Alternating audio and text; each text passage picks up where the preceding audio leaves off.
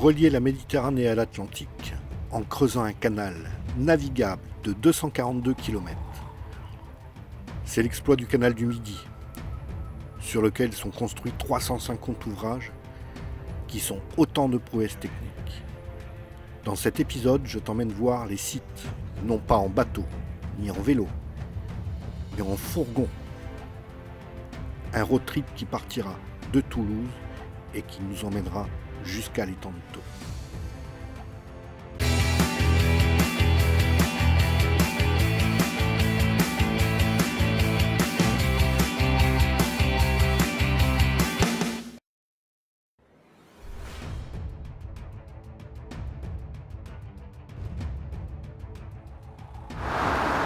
On est au port de l'Embouchure, ce port qui a un lien entre la Garonne et le canal du Midi, avec son pont jumeau. Et notre aventure débute ici.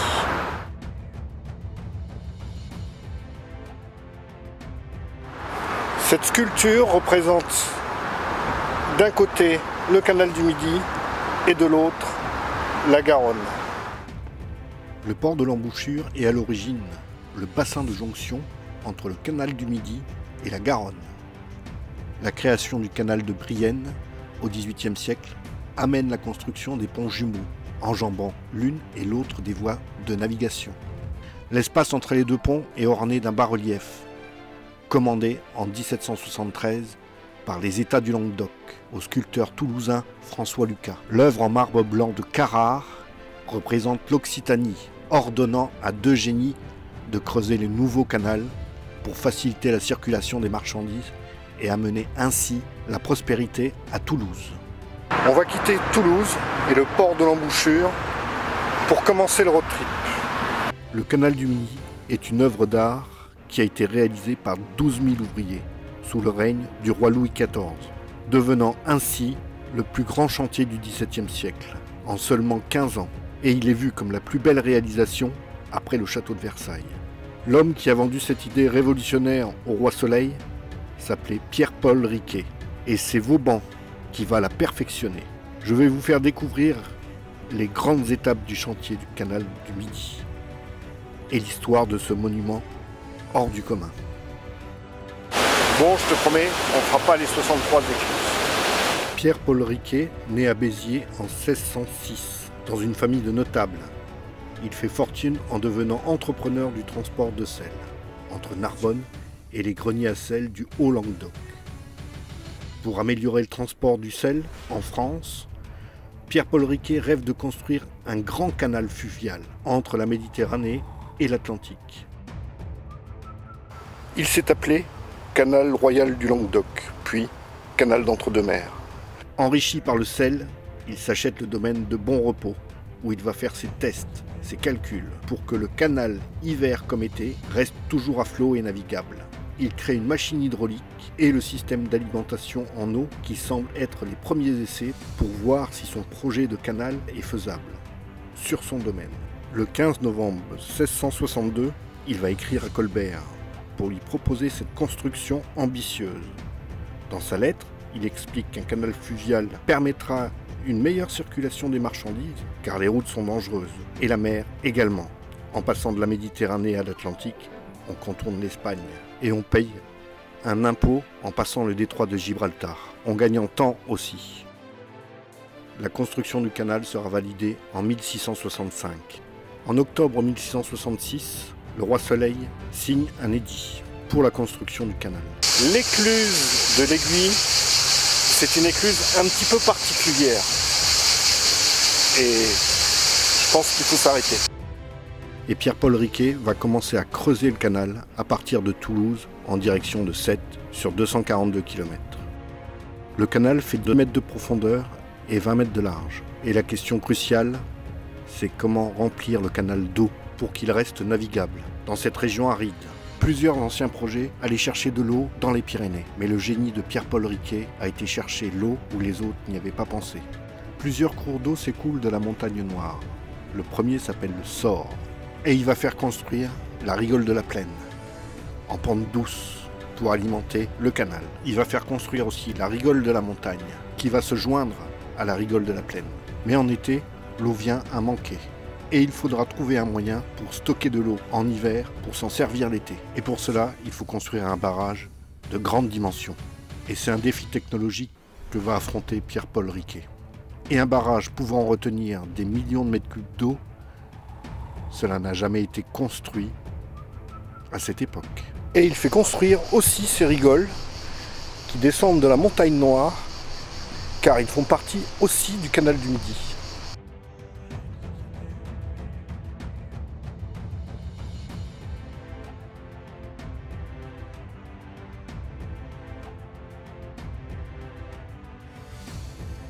Sur la route, au détour d'un village, tu rencontres ça.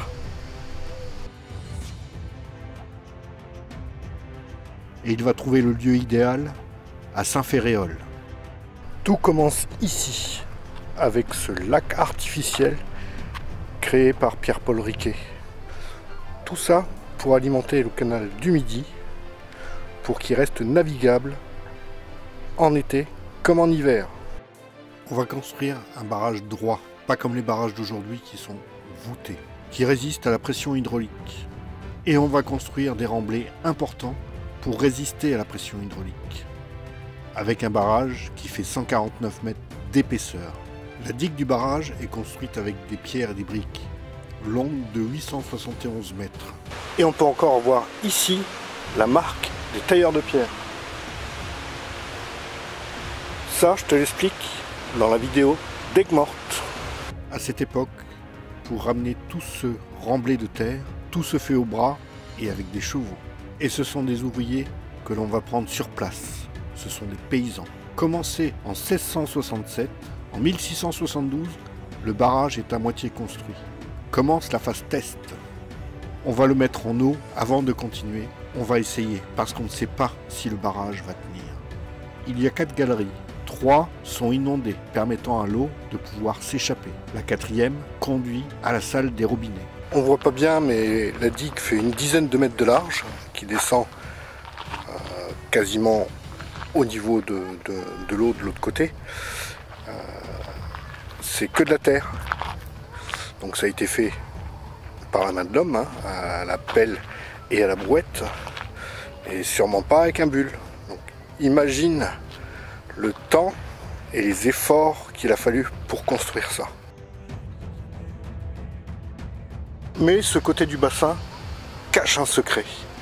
Nombreux ceux qui, aujourd'hui, se baignent dans le lac de Saint-Ferréol, sans se douter qu'au beau milieu du bassin, immergé au plus profond des eaux, est érigée une pyramide de 21 mètres de haut. Enfin, on devrait plutôt parler d'un obélisque. Alors à quoi peut servir cet obélisque fait de pierre au fond du lac? Un symbole ésotérique, mystique, un signe maçonnique? Et la réponse est beaucoup plus simple. Cette colonne est utilisée pour mesurer la hauteur de l'eau, donc le volume d'un seul coup d'œil, est gradué en toise et en pied. Et c'est un peu la faute à Vauban si l'on ne voit plus cette pyramide. Il a rehaussé la digue de 24 pieds. Et le rehaussement de la digue, avec la montée des eaux, a fait disparaître cette toise originelle. Et si tu veux voir cette pyramide ou cet obélisque, je te donne rendez-vous en 2026 pour la prochaine vidange du lac. Ainsi, toutes les eaux peuvent prendre la rigole de la plaine pour arriver au seuil de Naurouze. C'est le point le plus haut du canal. Il est à 185 mètres d'altitude. C'est le seuil de partage des eaux. Sur le site du partage des eaux, où on peut maintenant se promener, à l'origine c'était un bassin. La légende nous raconte qu'un beau jour, Riquet observe les eaux de la fontaine de la Grave, entre le versant océanique et le versant méditerranéen. Les eaux de cette fontaine se divisent en 2 ruisseaux, coulant l'un vers la Garonne, l'autre vers l'Aude. C'est ainsi que Riquet aurait eu la première pensée d'établir là le point culminant de son canal. Pierre-Paul Riquet avait même imaginé de mettre l'effigie du roi en statue sur un char tiré par 2 chevaux marins.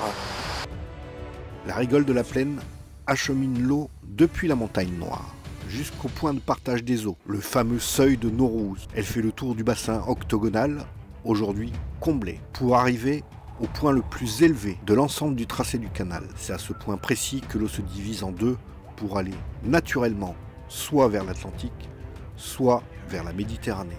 Et une allée de platanes bicentenaires vous accueille pour une promenade particulièrement agréable. Riquet conçoit un projet de port à Naurouse. Il souhaite utiliser la situation stratégique du site pour concevoir un grand projet d'aménagement à la gloire du roi. Le bassin de Naurouse est achevé en mai 1673, mais le grand projet de Riquet d'y placer un port n'aboutira jamais. Trop souvent ensablé et devenu inutile, le bassin de Naurouse a été très rapidement comblé, mais l'ancien tracé reste visible grâce à l'eau qui ceinture le site. La particularité du canal du Midi, c'est ses canaux qui sont bordés de peupliers. Et au bout du bassin, l'épanchoir.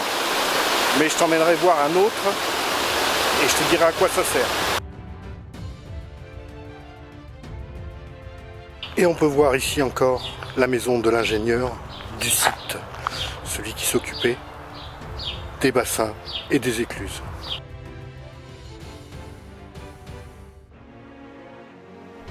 L'obélisque a été élevé par sa famille en l'honneur de Pierre Riquet.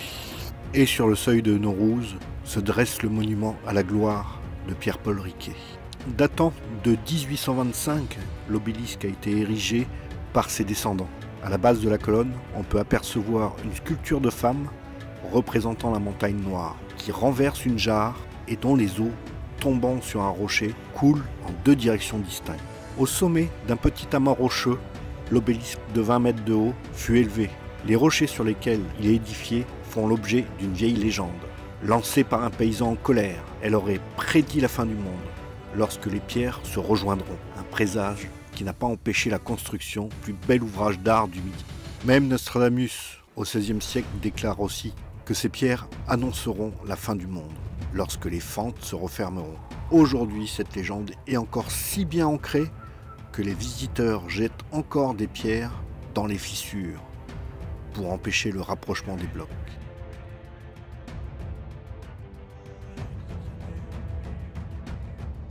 Tu vas rencontrer aussi quelques petits villages qui servaient d'arrêt pour changer de chevaux et les reposer.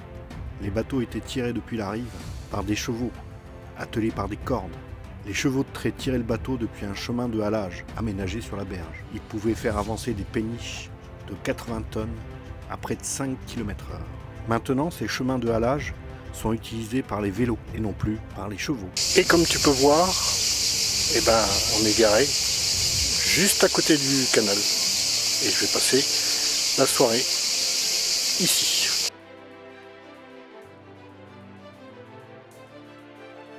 C'est un dévidoir. Ça permet de gérer le niveau de l'eau tout au long du canal du Midi. Il y en a quelques-uns en cas de forte crue ou que le niveau soit toujours au même niveau.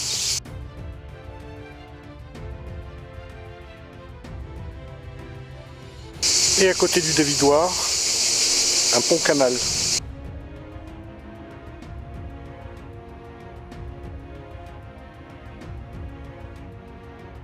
On est à Capestan. Ici, tu peux voir le plus petit pont du canal du Midi, en hauteur. Et pour passer dessous, pour certaines péniches, il y a des paris à se faire.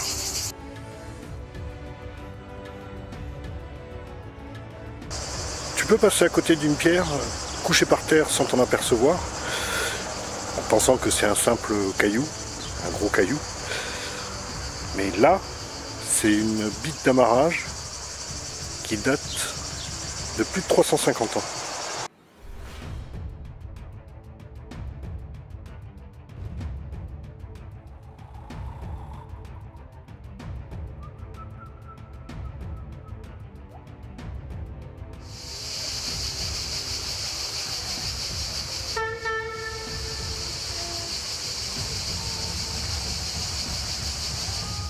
Le tunnel de Malpas, c'est le seul tunnel qui existe sur le canal du Midi.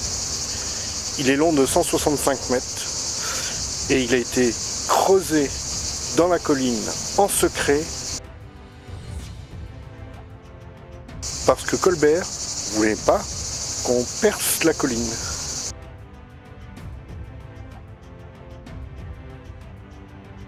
On peut marcher à l'intérieur du tunnel parce que forcément, avec les chemins de halage, on était obligé de tracter les péniches avec au minimum un cheval. Donc pour pouvoir passer le tunnel, on a forcément une partie où le cheval peut passer.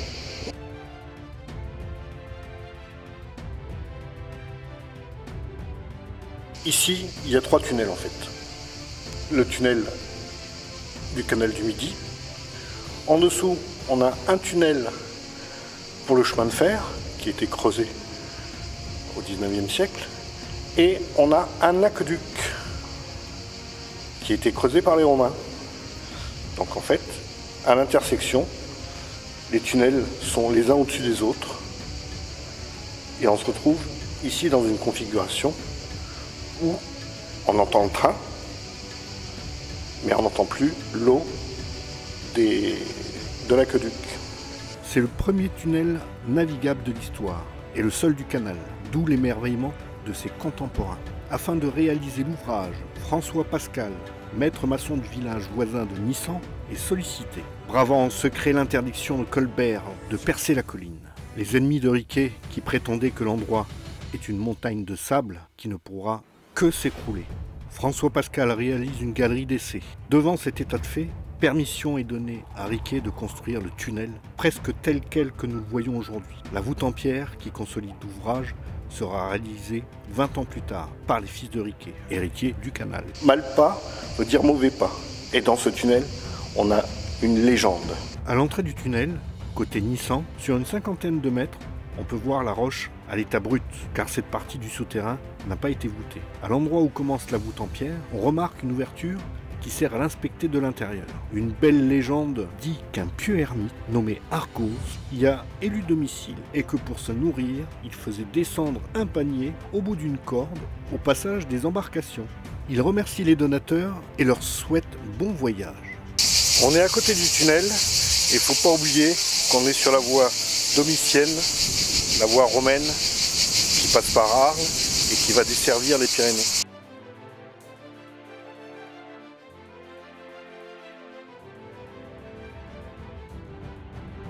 Les 9 écluses de Foncéranes vont devenir l'emblème du canal du Midi. Et cet ouvrage va être vite baptisé l'escalier de Neptune. D'une longueur de 315 mètres, on va descendre de 25 mètres. Depuis 54 km, le canal a été creusé à 32 mètres, qu'on a appelé la côte 32. Et il va descendre jusqu'à 7 mètres d'altitude au-dessus du niveau de la mer. Un bateau mettra 1 heure pour descendre ou pour monter la totalité des écluses. Une véritable force technologique pour l'époque. Regarde, elles sont pas droites, elles sont ovalisées. Et c'est pour pouvoir tenir la pression hydraulique. Mais on a essayé de faire mieux que Pierre-Paul Riquet et on va voir ça de suite. Tu vois là? Et bien ça, on va aller voir le monstre.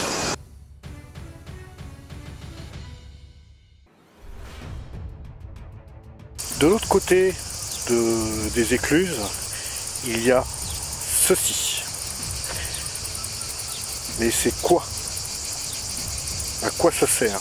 Créé en 1984, on va ajouter aux écluses de Foncéranes une pente d'eau. Elle sera mise en service en 1988 et n'a pratiquement pas été utilisée. Il se dit que l'automotrice était beaucoup trop complexe techniquement. Elle devait fabriquer de l'énergie à la descente des bateaux pour vendre l'électricité à EDF. Elle sera arrêtée début des années 90. Cette machine a été créée pour remonter et descendre plus vite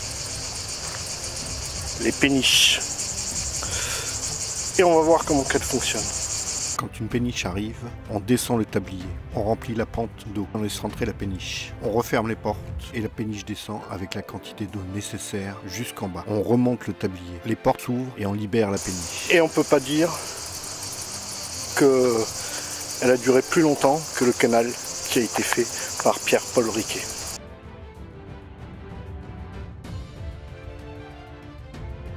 Il y a 2 plans inclinés en France, un ici à Foncéranes et l'autre c'est à Montec. Les deux ne fonctionnent plus aujourd'hui.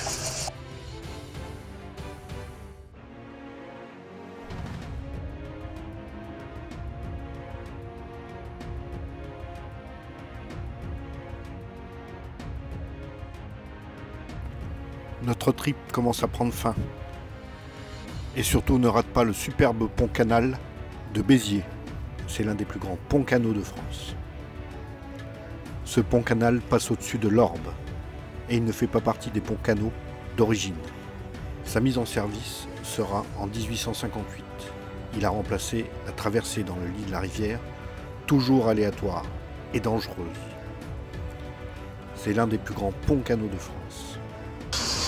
L'écluse ronde d'Agde, c'est la seule écluse comme ça en France. Elle a 3 portes. Elle n'est plus ronde, elle a été modifiée en 1978, et on voit encore les traces de l'écluse première.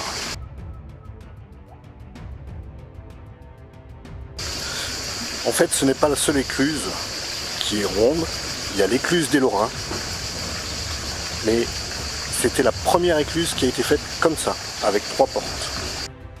Pierre-Paul Riquet va décéder 6 mois avant la fin de la construction du canal. Il aura quand même eu le privilège de voir des bateaux sur son canal, même s'il n'était pas terminé. Il sera inhumé dans la cathédrale de Toulouse.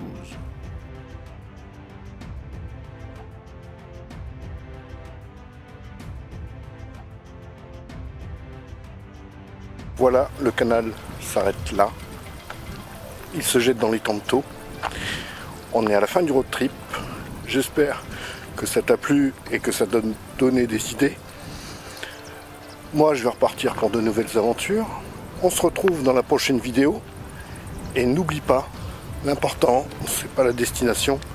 L'important, c'est les gens et les lieux que tu vas rencontrer sur ta route. Allez, ciao!